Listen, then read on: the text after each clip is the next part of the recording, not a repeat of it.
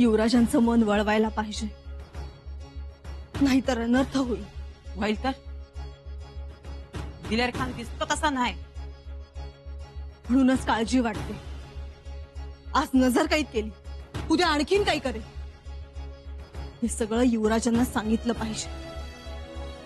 हवं पण सांगण्यासाठी युवराजांपर्यंत पोहोचायला तरी पाहिजे. का? काय अवघड आहे? तर अवघड तर आहे. तर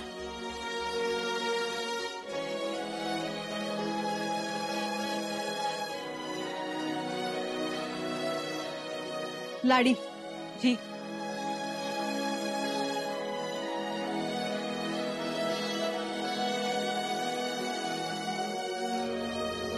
काय लाडी, एवढं दचकायला काय झालं?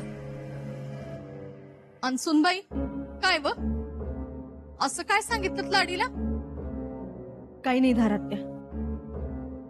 लाडी, तू निघ.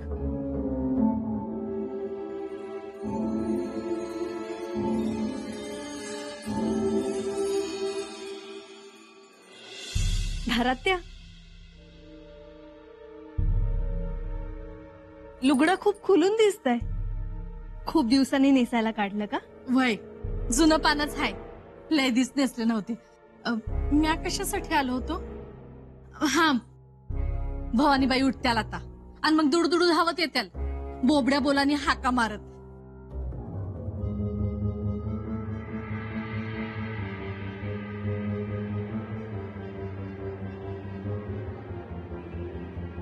भवानी बाळ 2-3 महिन्याच्या असत्या तेव्हा युवराज गेले. त्याच्यावर भेट नाही बघा. आता किती दिवस झाले. आता त्या बोबड्या बोलानं आबा आबा अशी हाक मारतात. ऐकायला आबा समोर नाही.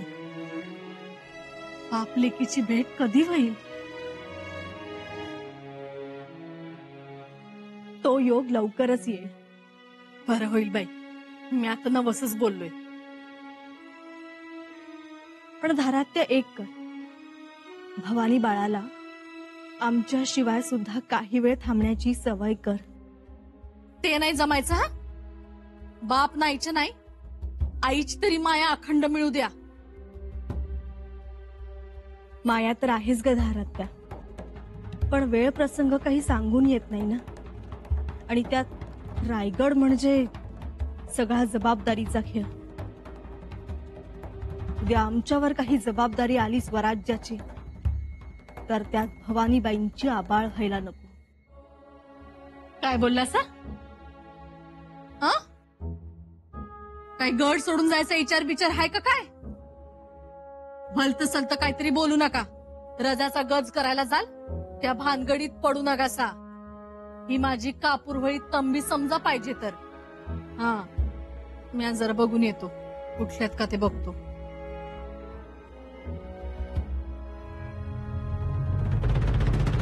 काही कानावर आलंय का? कुठं जायचंय का? नाही नाही, जबाबदारी येणार. भवानीबाईंना एकटं राहायची सवय करा असं म्हणालासा म्हणून विचारते.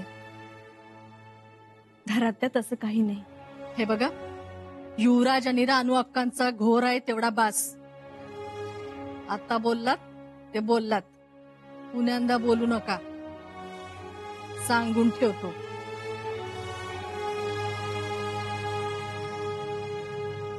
धारात्या, कसं सांगू ग तुला? युवराजांना आम्ही समजून सांगितलं तर ते उत्तर दिग्विजयाचा हट्ट सोडते. आम्हाला जावं लागेल युवराजांना भेटायला. आम्ही जाणार.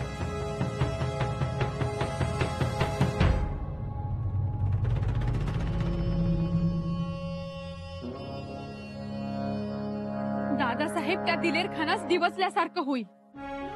आम्ही त्याला डिवचणार. तुम्ही त्याचा पाण उतारा केला करणार. पुन्हा पुन्हा त्याचा पाण उतारा करणार. आगीशी खेळताय तुम्ही. कसं आहे, बुलट उशिरा खेळ सुरू झालाय. हा खेळ अगोदरच सुरू व्हायला पाहिजे होता. दिलेर खान नीच माणूस आहे. त्या नातनी गावात जो काही उच्छाद मांडला होता तो भयावह होता. इथून पुढे आम्ही दिलेर खानाकडे माणूस म्हणून नाही, हैवान म्हणूनच बघणार. आम्ही म्हणतो गनिमी काव्याने राहावे, आबासाहेबांसारखे. अक्कासाहेब, दिलेर खानाला सतत दिवचत राहणं, त्याला कायम त्याची अवकात दाखवत राहणं हा गनिमी कावाच आहे. तो चिडेल.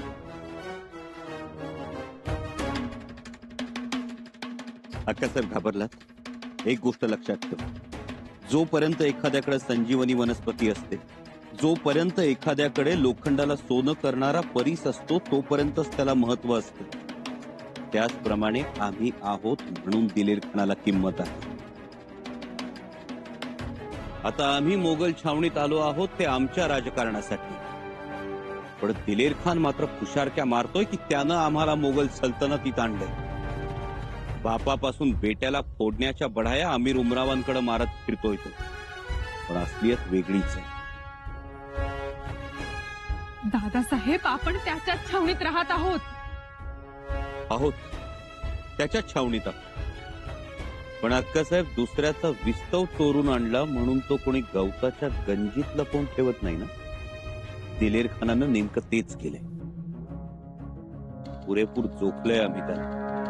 जोपर्यंत दिल्लीचा आदेश येत नाही तोपर्यंत दिलेर खान आम्हाला बोट सुद्धा लावू शकत नाही. तेवढ्या वेळात आम्ही बंडाची वाट पेटवून धमाका करणार. एकतर हे बंड शमवण्यासाठी शहजाद्याला इकडे यावं लागेल, नाहीतर आम्हाला बोलावून घ्यावं लागेल. होईल, तसंच होईल. परंतु आता परिस्थिती बदलली, धोका वाढलाय. नाही म्हटलं तरी तो दिलेर खान बिथरलाय. म्हणून आम्हाला असं वाटतं की उत्तर दिग्विजय थोडा थांबवावा. अक्कासाहेब, ध्येयाजवळ पोहोचून मागं फिरल्यासारखं होईल ते.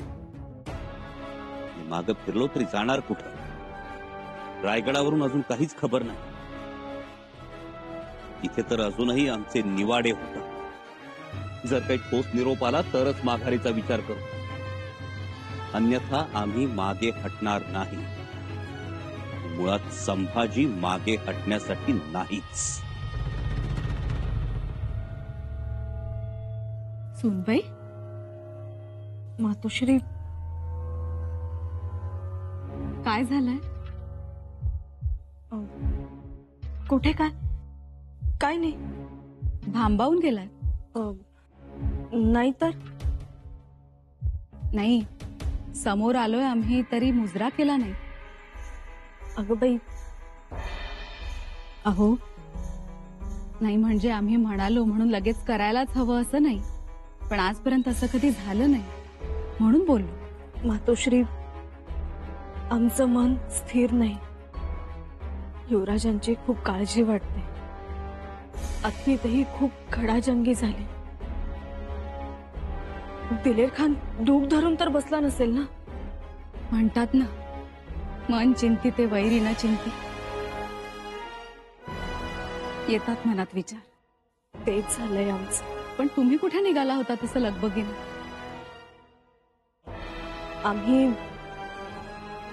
आम्ही इथेच पाचाडला. समाधीच्या दर्शनासाठी?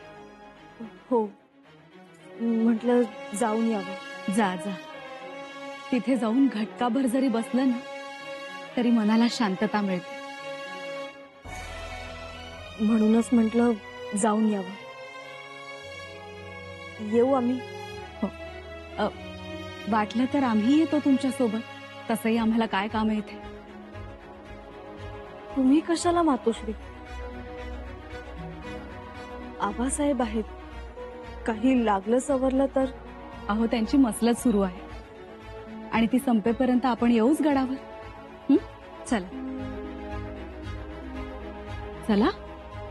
मगाशी तर एवढ्या लगबगीने निघाला होता, आता पाय उचलत नाही. चला. काहीही करून मातोश्रींना टाळावं लागेल. पण टाळावं तरी कसं? त्या ऐकणाऱ्या नाही. आणि त्यात आऊसाहेबांच्या समाधीचं दर्शन म्हणजे त्यांच्या आवडीचं काम. कसं करावं बाई?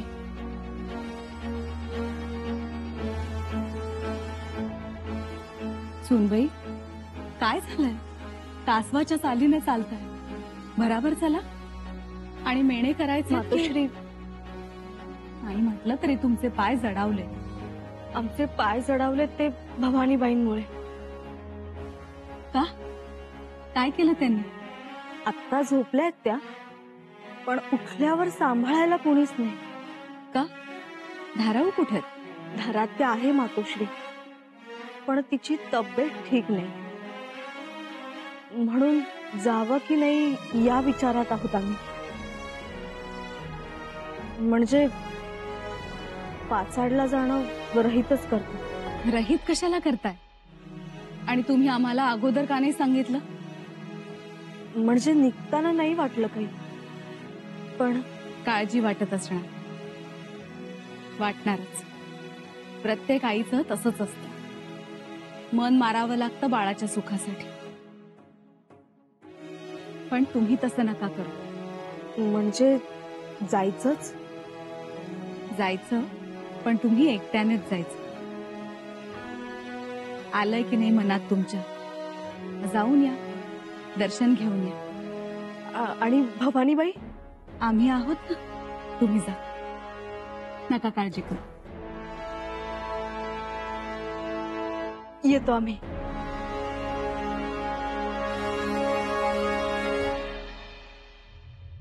काय परिस्थिती? महाराज, दिलेर खान आणि युवराजांच्या मैत्रीत तेढ निर्माण झाली. ते तर होणारच होते, कारण त्यांनी यांना पायरी म्हणून आणि यांनी त्यांना पायरीचा दगड म्हणूनच पाहिलं.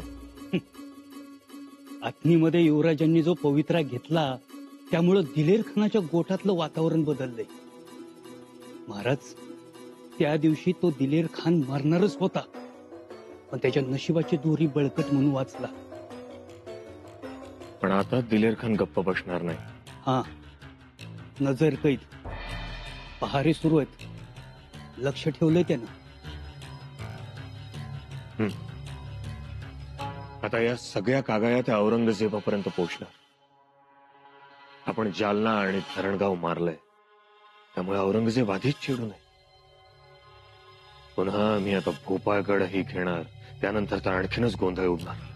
होय, बर माझ्यासाठी काय हुकूम महाराज? पाहिजे औरंगजेब आता गप्प बसणार नाही. तो शंभूराजांच्या घातपाताचंही राजकारण खेळू शकतो. शंभूराजांना कधी, कुठे, किती वेळ थांबायचं हेच कळत नाही. प्रत्येक ठिकाणी रात्रभर समयसारखं तेवत बसायचं नसतं. कधी कधी आकाशातल्या विजेसारखं चमकायचं, कडाडायचं, दिपवून टाकायचं आणि पुन्हा माघारी फिरायचं हेच कळत नाही शंभूराजांना. मग आता आपली पुढची योजना काय?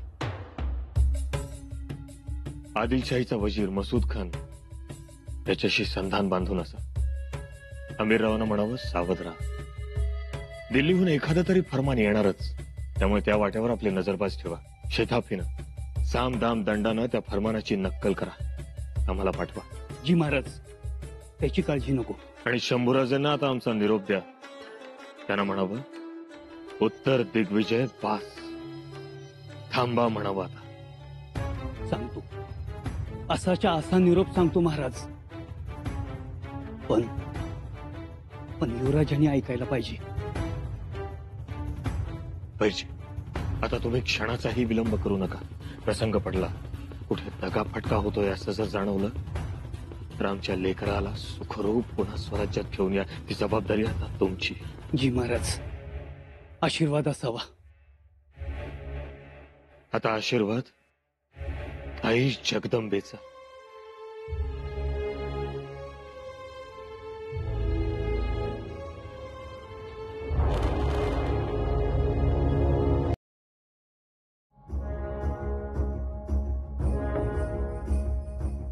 तातडीनं बाहेर पडायला हवं.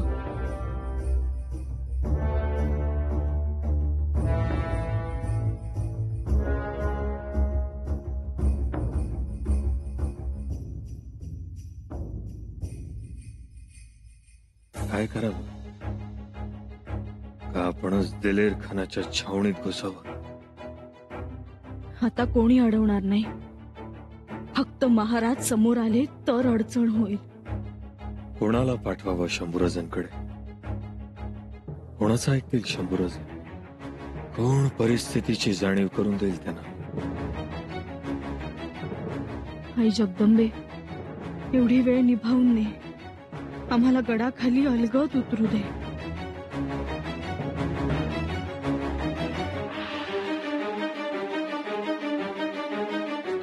काय करूया? घातपात होऊ नये. शंभूराजांना कसं समजवावं? परिस्थिती चिघळली असं वाटतंय.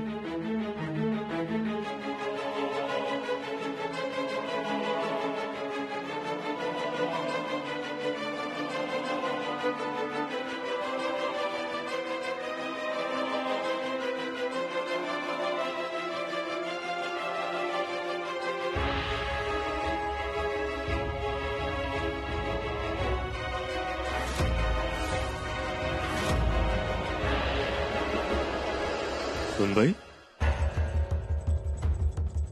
महाराज, आज महाराज म्हणाला? महाराज म्हणालो. चुकलो आबासाहेब. तुम्हाला तरी काय म्हणायचं? या अशा प्रसंगांमध्ये भांबावून जायला होतच. हो ना आबासाहेब, पण अशा म्हणजे? त्याविषयी चर्चा करायची आहे तुमच्याशी. आत्ता? तुम्ही भेटलात हे बरंच झालं, नाहीतर तुम्हाला बोलावणं पाठवणारच होतं. आबासाहेब, आम्ही म्हणजे? आम्ही काहीही ऐकणार नाही.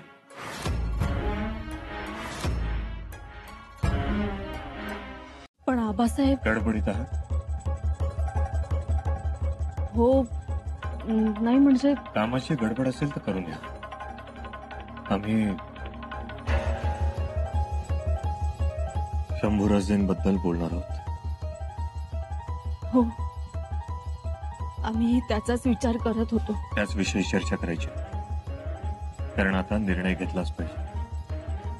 सुनबाई, तो दिलेर खान रोहिला पठाण आहे. शिवाय पुरंदरच्या वेळी आम्ही त्याचा अनुभव घेतलेलाच आहे. त्याला ज्या वेळेला हे कळेल की शंभूराजेंनी त्याला चारी मुंड्या चीत केलंय, तेव्हा तो एकदम टोकाचा निर्णय घेणार.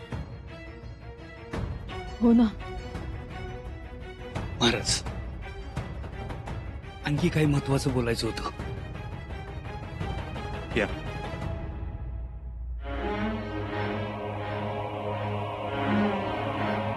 सुनबाई, आलो सांग.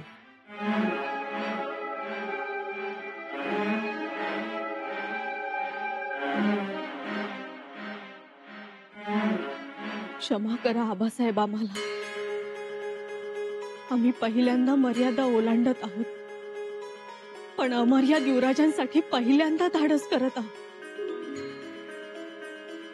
मूर्तिमंत धाडसासाठी कुणालाही न सांगता निघणं योग्य नाही हे आम्हालाही कळतंय.